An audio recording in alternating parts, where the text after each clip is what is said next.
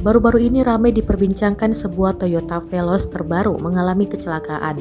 Mobil yang baru sebulan diluncurkan tersebut rusak dan berakhir dalam posisi melintang di jalan. Dari stiker yang terpasang di bodi, banyak yang mengira mobil tersebut merupakan unit test drive dari Toyota Nasmoko. Marketing Direktur Nasmoko Group, Hartono Dinata, membenarkan insiden tersebut. Kecelakaan tunggal pada mobil test drive All New Veloz katanya melalui keterangan tertulis pada Rabu 1 Desember 2021. Dia menjelaskan kecelakaan terjadi pada Kamis 25 November 2021 pada pukul 5 waktu Indonesia Barat.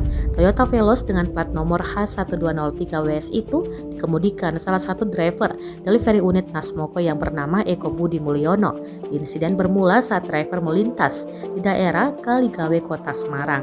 Namun tiba-tiba ada motor yang berhenti mendadak di depannya dan terjatuh.